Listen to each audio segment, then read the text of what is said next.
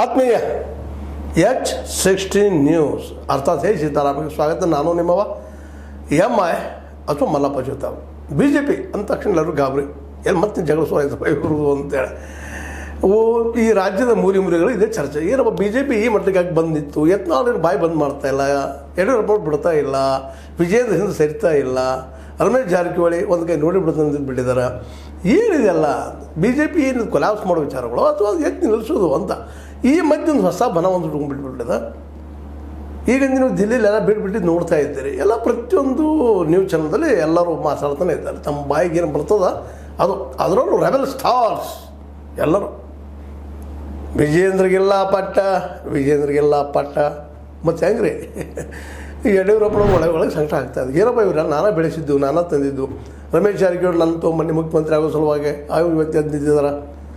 ಅವ್ರ ಜೊತೆಗೆ ಯತ್ನಾಳರು ನಾವು ಕರ್ಕೊಂಡ್ಬಂದೆ ನನ್ನ ವಿರುದ್ಧ ನಿಂತಿದ್ದಾರೆ. ಇವತ್ತು ಕುಟುಂಬ ರಾಜಕಾರಣ ಪರಿವಾರ ರಾಜಕಾರಣ ಅಂತ ಕುಟುಂಬ ರಾಜಕಾರಣಿಗಳು ಯಾರು ಇಲ್ಲರಪ್ಪ ಅಂತ ಕೇಳ್ತಾ ಇದ್ದಾರೆ. ಪ್ರಶ್ನೆ ಮಾಡಿದ್ದಾರೆ, ಅದಕ್ಕೆ ಉತ್ತರ ಕೊಡಲಿಕ್ಕೆ ಆಗಿಲ್ಲ ನಮ್ಮ ಯತ್ನಾಳರು ಸಹಿತ. ಏನೇನೋ ಇನ್ನೂ ಸಬ್ಬು ಬೆಳೆದಾರೆ. ಈಗ ಸ್ವತಃ ಯತ್ನಾಳರ ಮಗಂದು ಏನೇನು ತೆಗೆದಂತ ಇವ್ರು ಹೇಳ್ತಾ ಇದ್ದಾರೆ.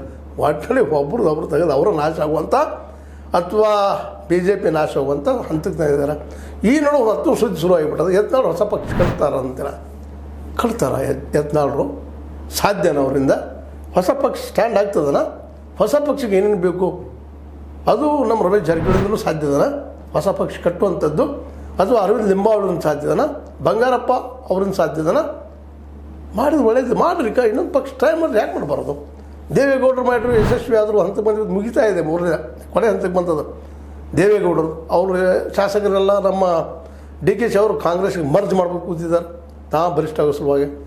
ಒಟ್ಟಿನಲ್ಲೇ ಏನು ಜಗ್ಗಾಟ್ರಿ, ಏನು ಕಿತ್ತಾಟ ನೋಡುವಂಗಿಲ್ಲ. ಅದನ್ನು ಎಲ್ಲರೂ ಮಹಾನ್ ತ್ಯಾಗಿಗಳ